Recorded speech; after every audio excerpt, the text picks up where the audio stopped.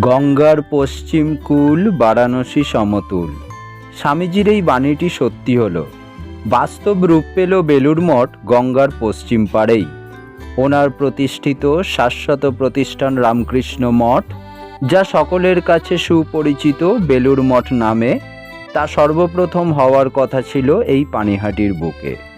কিন্তু তৎকালীন যানবাহনের অপ্রতুলতা, জটিল ও সংকীর্ণ রাস্তা চালকের গোলকধাঁধার ফাঁদে যাত্রীদের অসুবিধার কথা চিন্তা করে মঠটি পানিহাটির বদলে স্থান পায় লিলুয়া। কথাগুলো আমার নয়, এই সুপরিচিত সংবাদপত্রের প্রতিবেদনের, অর্থাৎ এটি ঐতিহাসিক সত্য। কবিগুরুর ভাষায় বলতে ইচ্ছে করে, দেখিতে গিয়েছি পর্বতমালা, দেখিতে গিয়াছি সিন্ধু, দেখা হয়নি চক্ষু মেলিয়া, ঘর হইতে দুই পা ফেলিয়া, একটি ধানের শীষের ওপর একটি শিশির বিন্দু। আগরপাড়ার বুক থেকে হারিয়ে গেছে রানী রাসমণির বানিয়ে দেওয়া গঙ্গার ঘাট, শ্রী রামকৃষ্ণ দেবের বানিয়ে দেওয়া আশ্রম। সেই নিয়ে খাঁটি ভারতবাসীর মনে আফসোসের শেষ নেই।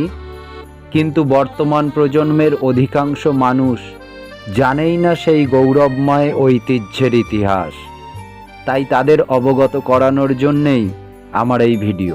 আধুনিক কলকাতায় কর্ষণ করতে গিয়ে উদ্ধার করলাম অতীত বাঙালির গৌরবের এমনই এক মণিমাণিক্য পানিহাটির বুকে মিত্রপাড়ায়। হে বীর, সাহস অবলম্বন করো, সদর্পে বলো আমি ভারতবাসী।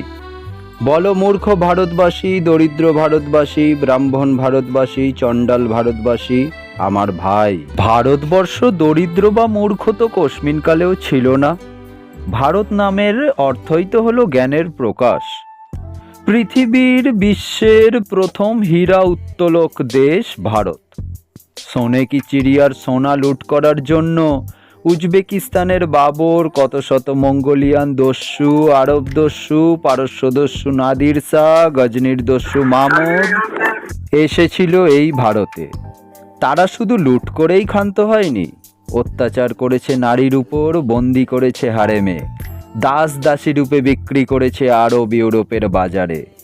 জ্ঞানের সম্প্রচারক গুরুকুল পুস্তকালয়গুলি জ্বালিয়েছে, ধ্বংস করেছে তক্ষশিলা, বিক্রমশিলা, বিক্রমপুর, পাহাড়পুর, নালন্দার মতো কত শত বিশ্ববিদ্যালয়। হত্যা করেছে গুরুদের, শিক্ষকদের, ছাত্রদের। এরপর পড়ে থাকা দেশীয় সম্পদ লুটতে আসে পর্তুগিজ দস্যু, সব শেষে ইংরেজ।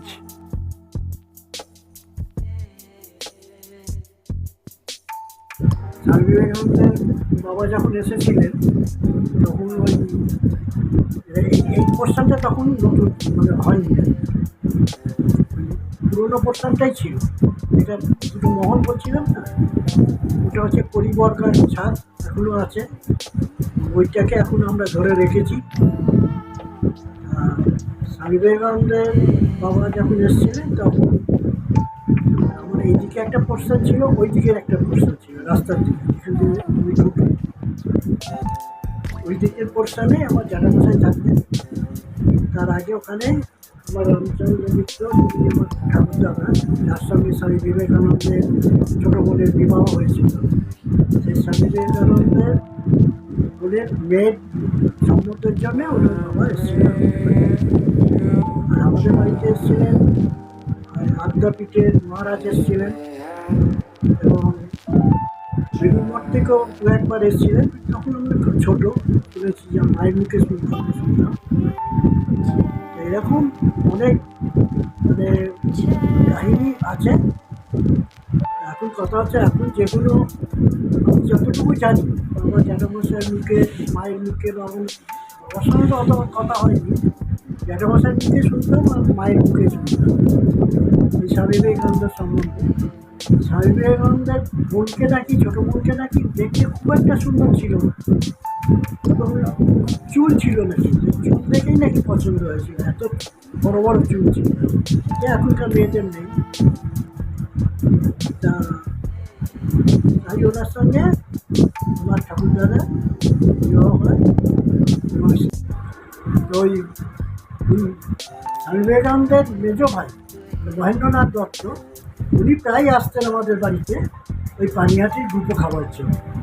পানিহাটির কুপোটা ওনার এত ভালো লেগেছিল যে সারা কলকাতায় এরকম নাকি মিষ্টি পাওয়া যায় না। তা সেই লোভে উনি পানিহাটিতে সপ্তাহে দু একদিন করে আসতেন ওনার বোনের কাছে। আবার যাবার সময় ওই মিষ্টি নিয়েও যেতেন। ওনার বাড়িতে যারা সব ছিল বা আসে তাদের প্রত্যেককে খাওয়ার জন্য, দেখো আমার বোনের শ্বশুরবাড়ির মিষ্টি তোমরা খাও। সিমলার ওনাদের আদি বাড়িতে। সিমলায় ওদের যেটা এখন বেলুর মঠ নিয়ে নিয়েছে।